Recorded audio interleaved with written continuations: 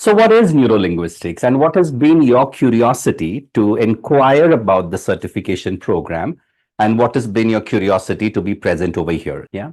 My job here is to present to you what neurolinguistics is and at the same time present to you what neurolinguistics is not so that you have a fair opportunity to evaluate whether is this the place you want to be. So what is neurolinguistics? You all must be having some fair idea. So neurolinguistics, as the name goes, is neuro, linguistics, and programming.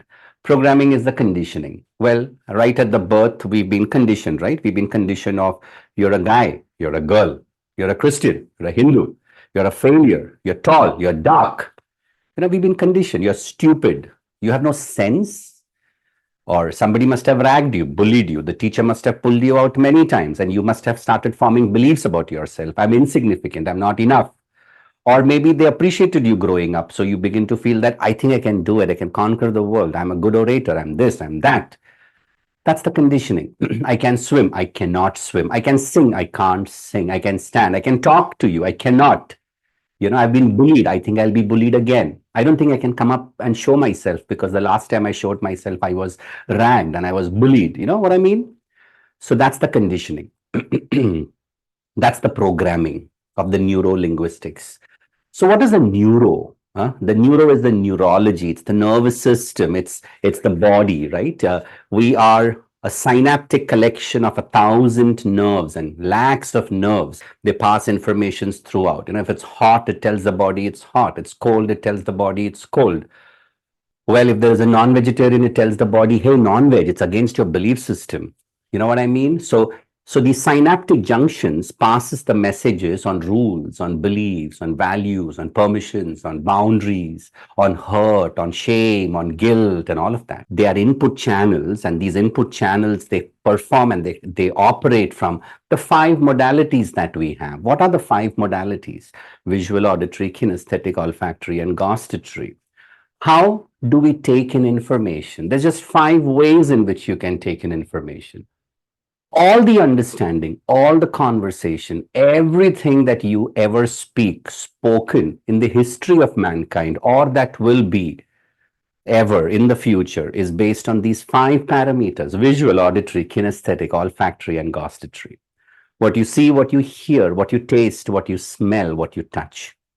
So I'm saying, that's too far. She's too pretty. This is too loud. This is near. This is rough. I'm hurt. Everything is evaluated, understood, perceived, connected, communicated, expressed only through these 5 parameters and only through these parameters. So there isn't another way that we have evaluated this world. So your breakup, your hurt, your losses are also saved in these 5 modalities.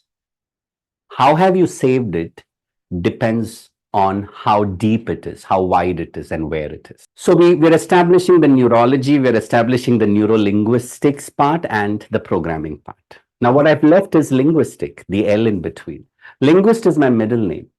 That's what neurolinguistics stands about. The world we access, if not in the now, is only through language.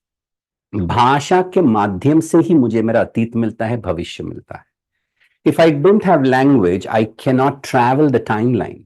I can't go into the past. I can't say, what happened when I was in 10th standard? I cannot. भाषा नहीं तो access नहीं, क्योंकि भाषा अनुभव को पैदा करता है. If I don't have language, I cannot access any alternate reality other than the here and now. How do you remember your mother, your father, your first girlfriend, your school? How do you remember the abuse which happened some years ago? How do you remember all these things? How do you remember? Why? How do we remember this? We remember this only through language. That means you give yourself a command and then it takes you through the archives, and then through the archives an event will come, and then maybe more events will come which are common to this event. So I'm saying, what happened when you were in 10th standard? See, you're not going to think of an elephant because that's not the command. And even if you're going to think of even if you are going to think of an elephant, you're not going to think about a purple elephant. because that was not the command. And even if you're thinking of the purple elephant, you're not thinking of your first kiss because that's not the command. But you see, as I keep using these linguistic patterns, you can think. Whether or not you give yourself that permission to think, you are going to think because you cannot not respond to a call of a trigger which is represented to you, which excites your synaptic junction, provided it has been a part of your past history. So if I speak to you in Spanish, you can't respond because you don't have access to that reality. But if I speak to you in Hindi, you have access to that reality. You had access to that reality, and therefore, so if I abuse you, you'll understand. But if I abuse you in German, you won't understand. But if I abuse you in English, you will. In Hindi, hell yeah. Yeah. Now, where do you feel the connection of the abuse? Is the language where you live. So if I say an abuse, say in Spanish, I say puta. You'll say, what the fuck is puta? You know, you don't know what it is. But then I tell you, well, you know what? Puta is motherfucker in Spanish. And now you'll say, oh my God, that's not good. You know? Now, the moment it comes into English, the feeling changes. The feeling changes, the response changes. Maybe you're smiling, maybe you're like, fuck, how did he say that? You know what's happening to you? Just pay attention to it. What has that language elicited in your synaptic junctions, in your nervous system, and thereby your body? What is that? Now, when I change it from Spanish to English, what happens? And imagine I'm going to tell you this in Hindi. What happens to you now? Now, even though I've not said this in Hindi, you've had the experience of it being in Hindi. That means communications can be implicit, can be explicit. But no matter how we communicate, it's going to be reflected in your explicit behavioral pattern. That's the understanding of neuro-linguistic programming. भाषा अनुभव को पैदा करता है. So between language and experience, there is an implicit wiring, firing, rewiring that happens. And that's the programming. So what is NLP? What is NLP? NLP is a learning tool. So we're discussing about this concept called as NLP, right? So programming is implicit. It's inside. So we are programmed on our values, we are programmed on our beliefs, we are programmed on our understanding of rules and how we give ourselves permission. This is the programming. So values, hey, non-veg is bad. Values, hey, I must go to church on Sundays. These are values, right? These are values. And these are implicit, internal. But then that translates into something external. That translates into something external. And what is that what it translates into external? That what it translates into is called as behavior. So the client is coming to us in therapy, in counseling, in coaching, or as an HR to tell you that, hey, something is wrong in my world. They're saying, you know what, my mother mistreats me, or I get angry very fast, or I'm not able to achieve my goals. They're going to tell you something, and that something is something connected to a behavior that triggers the value, or a value that creates the belief. And this programming happens through language, only through linguistic patterns. That is why you look at children under the age of 2 and 3. You see, as long as you don't have language, you don't have self-belief. As long as you don't have language, you don't have self-doubt. How do you know you are enough, or how do you know you're not enough? How do you know you're hurt?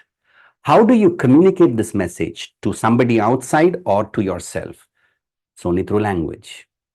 If I take away your access to language, you won't remember what your doubts are, what your beliefs are, what your faith is, who your God is, your betrayals, your hurt. You forget all of it. If you didn't know who you were, you know what? You could become anything. So memory is coded in language. And language is a metaphor. That means everything is coded in a metaphor and symbols. And we have a language to that. No. No. So what is NLP? Okay. NLP is not the subject. NLP is the study of the subject. So what is the subject? The subject can be anything that you choose. It can be HR, it can be physics, it can be marriage, it can be football, it can be design, it can be creativity, it can be advertisement. So NLP is the study of the subject. The subject is yours. So NLP is a set of tools. It's like saying NLP is a hammer. What do you use the hammer for? For carpentry, for plumbing. I can use it to even smash ginger if I want to have ginger, lemon, honey, tea. Can I do that? Yes. So it's a hammer. What is the use of a hammer? Well, it depends on the one who's holding the hammer. So NLP is a set of tools. NLP is not the application. The application is your work. NLP is only something that's used to enhance your application. So what is your application? A coach, an HR, somebody. So NLP is a tool to learn. Even though it's a linguistic model, it's a tool to learn. Learn anything. Learn anything. When the impact happened in your life, when the hurt happened, when the breakup happened, when the trauma happened, when the abuse happened, what happened? You experienced something. What did you experience? Hurt or guilt or shame, something. You experienced something like that, right? That is learning. You learned something about yourself. You go to learn skating, you learned something. You go to learn anything, a new language, a new skill, a new music instrument, swimming. That is how you learn. If we can learn unconsciously, then we can learn even consciously. That's the presupposition. NLP is a set of skills which will help you learn what you choose to learn consciously. Because if you don't choose to learn consciously, then you are unconsciously constantly learning something from the environment. So you may be listening to news and you have no idea. But then at the end of the day, you begin to feel the world is hostile and the governments are against you and it is tyrannical and it is difficult and hell has broken loose. But then you choose to watch something else. And then at the end of the day, you begin to feel. So if you don't consciously participate in the learning process, you're unconsciously learning something. So NLP is a set of tools to learn. Learn what? Learn. What do we learn? Learning is always a behavior. So we used to learn a new behavior. So, well, that means we all know the behavior that we want, right? Maybe we want to run more, eat less, get up early, stretch more, smoke less or don't smoke. Maybe we want to sleep early, spend time in silence, relate better, spend time more with our parents, etc. Maybe that's what we're choosing to do, right? And we also know that it's the right thing to do. Eat less oil, less carbs, less sugar, blah, blah, blah. These are all behaviors. And not only do you know that there is a behavior you want, you also know who has that behavior that you choose to have for yourself. Yes, no. Not only do you know what is right for you, you also know who in this world has these behaviors, which is what you would like to have for yourself. इसके बावजूद भी, why does it become difficult for you to have that installation of that new behavior? Because between you and this person, what we call as the model or the genius, between you and this person, the genius, let's say the genius is somebody who already has the behavior that you choose for yourself. Maybe this is a person who reads one book a month. Maybe this is the person who gets up at 6 and goes for jog. And you'd like to have that behavior for yourself. So not only do you know you want something, you also have a reference point to learn. Yet it becomes difficult to get this. And why is that? That is because you have impedance. There can be different kind of impedance, right? There can be a biological impedance, there can be an anatomical impedance, there can be a psychological impedance, there can be an emotional impedance. All impedance can be worked through therapy, through counseling, through coaching. What cannot be worked in this domain is a biological impedance. उसका पैर टूटा हुआ है, भाग नहीं सकता है, doctor लगेगा. उसकी हड्डी में जन्म से ही कुछ प्रॉब्लम है, anatomical. Neurological, he's got some hormonal imbalance. तो neurological impedance हो तो it doesn't come in our domain. Biological impedance हो तो it doesn't come in our domain. अगर वो anatomical impedance हो तो it doesn't come in our domain. So what comes in our domain? What comes in our domain is psychological, emotional. And what are psychological and emotional impedance? Values. I'm not good enough. I think they are first. How can I learn? I have to take care of my mother. I don't have the time. Beliefs. I don't think I'm good enough. I don't have the resources. I've never had it. I had a tough childhood. Permissions. I don't give myself the permission to be me. So these are impedance, and that's the reason why we don't achieve what we want. So when you get into a class of NLP, when you get into an understanding of the subject through the tools and skills of neurolinguistics, what we really try and attempt to do is find out the story that the client is telling themselves. And in this story, there are values, there are beliefs, which keeps the suffering intact, which keeps the pain intact, which keeps the hurt intact. Sometimes if the client ends up losing that hurt, that pain, maybe they end up losing everything. That's their identity. So they keep it. Do you have something like this, which you've kept, and you're afraid if you lose it, you lose everything? The hurt, the breakup. And is that the reason why that becomes difficult, what you're chasing to get? What is that one behavior that you've always wanted for yourself? Do you have a behavior like that, which you've always wanted for yourself? And you've written year after year that, hey, this year I will get it. This year I will get it. I'll go for a solo trip. But then you have the money, you have the time, you have the resources, you have everything. But then when it's time to go, you're like, I'm scared. Will I be safe? Should I go? I don't think I should go. So what stops you even when everything is available on the external world is the internal world? And that's what we are working with in neurolinguistics.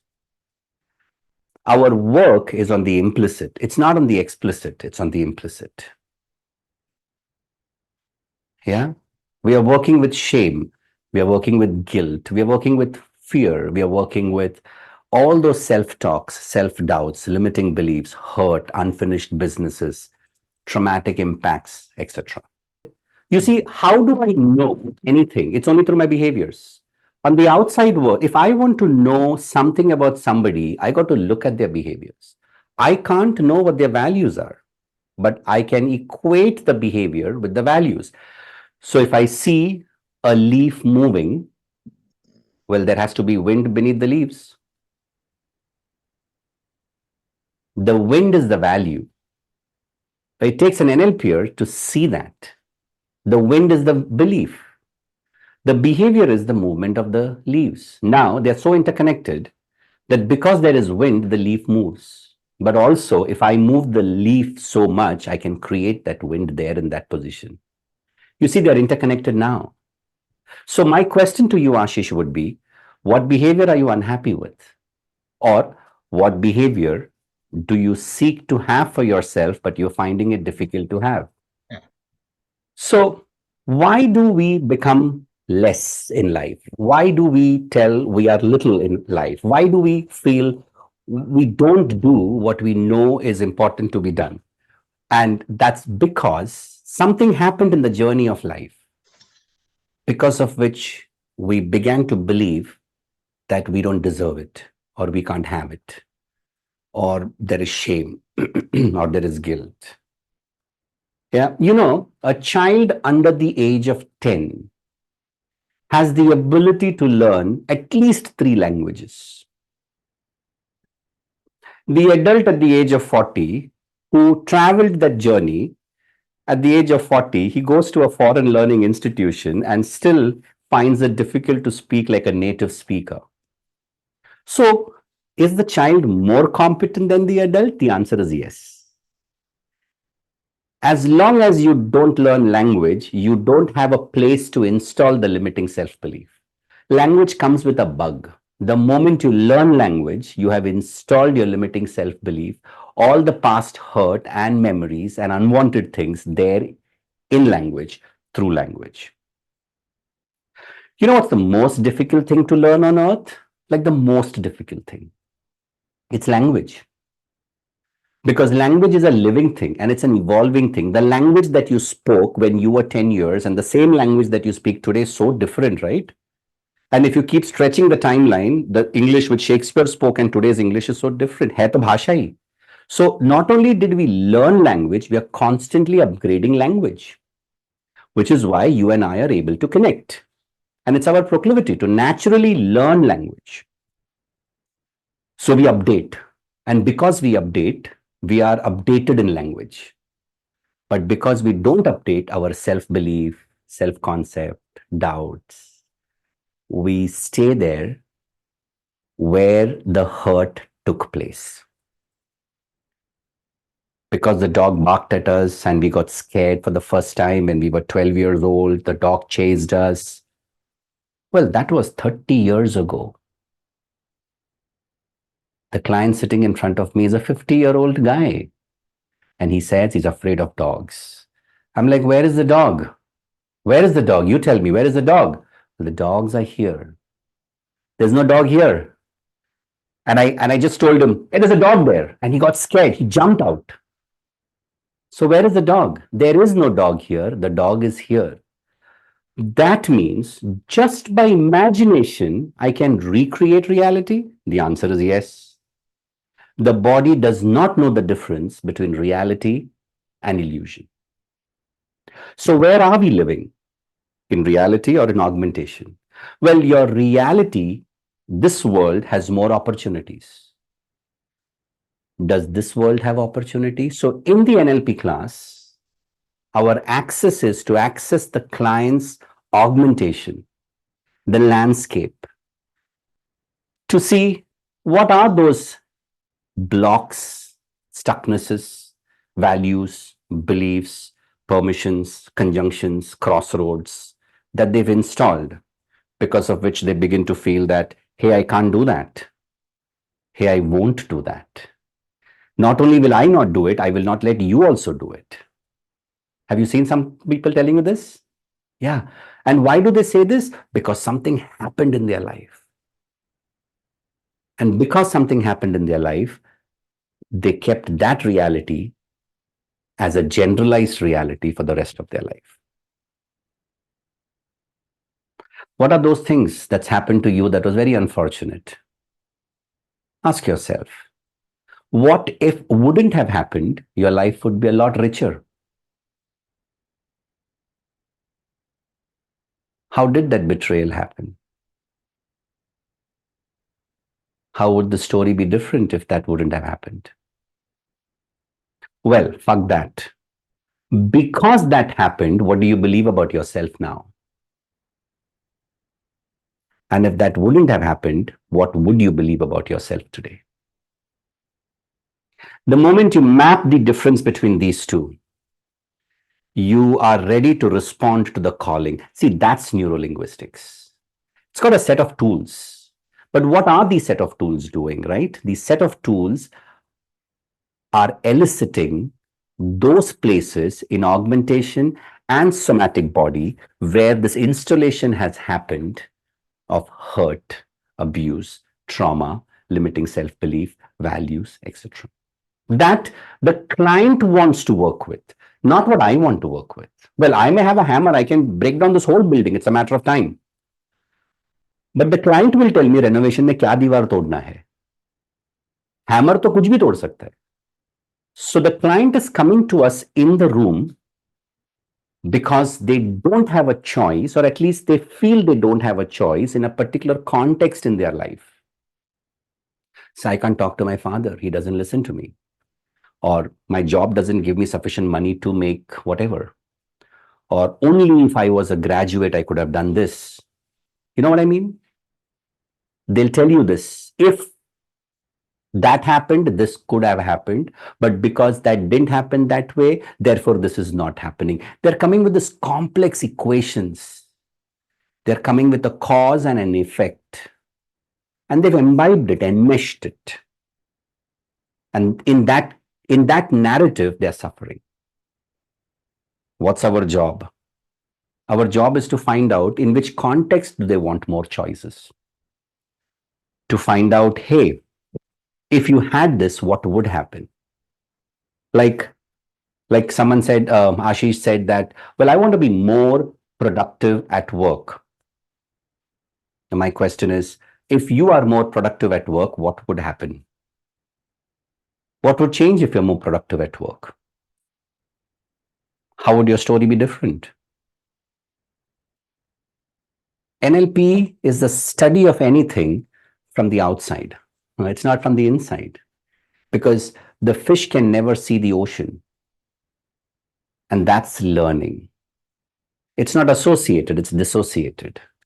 It's from the outside, it's from the meta. There was this client who came some years ago to me. She worked actively all her life. She got retired and she began to fall sick. And when she sat in front of me, she began to not only fall sick and she had all the time now, she had all the money now, and she had all the space now to do the things which she kept telling herself during those 30 years of her employment that I will do. So when she came here and she sat in front of me, I asked her, what did you lose on that day of the retirement? She said, my identity. I don't know any longer who am I.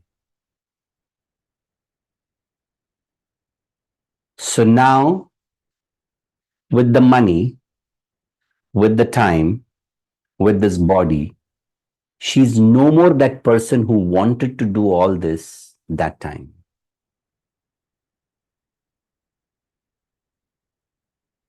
So we're going to build the identity. There was another person who came to me once for therapy. And again, a corporate client. And she told me that, I work in this company and this is my designation and this is this and this is that. And I asked her, so what do you do in the organization? She said, I am the one who solves all the problems. I'm the crisis controller. I'm like, excellent. How important. I asked her, what do you do when there isn't a problem to solve? Who are you when there isn't any problem and the organization is running smooth? When everything is hale and hearty, pink and purple? What do you think you are? Well, so the hurt in the body, the injunctions of the body are responses of being redundant and non-contributive in domains where I don't exist anymore. So I create that just in order not to be seen. Because if I'm seen, I don't know who am I. And therefore, I unconsciously follow those patterns. It's very sad. We are complex. We are just chimpanzees with a lot of snake. Welcome to the underworld. So if you want to see what your beliefs are, you cannot look at your beliefs. They don't exist. They only exist in the context of the behavior. So the moment you see an inappropriate behavior, the moment you see an anachronistic behavior, your job is to probe that, question that, because that's where the beliefs live. That's where the values live. Yeah, they don't exist out of context. They exist only within the context. Yeah, because you can't study the line from inside because you are the line. Or you've killed the line. In both the cases, either you are not there or the line is not there. People go to the laboratory and they say, hey, I'm going to study the fish today. So they get a fish, they dissect the fish and they study the fish. But hey, that's not the fish. That's just the dead body of the fish. If you want to study the fish, you got to go into the context where the fish lives. Go into the ocean. That's where the fish is the fish. In the laboratory, it's just a dead body. Yeah. Our behaviors exist in a context. It doesn't exist outside the context. It's only within a context. So what we are studying is the context. This is a program on transferring skills. My job in the class will be to give you a hammer and tell you how to use the hammer. Where you use the hammer is not my business. You can use it as a plumber. I don't know who are you when you use the hammer, a plumber, a carpenter. I don't know which context you're going to use the hammer. That's not what I'm working with. What I'm working with is transferring the skills. Yeah. This is not a counseling room. Yeah. This is a training room. Well, counseling can be a byproduct. Well, you can come and say, well, you know what? My problems went away. Great. That's a byproduct.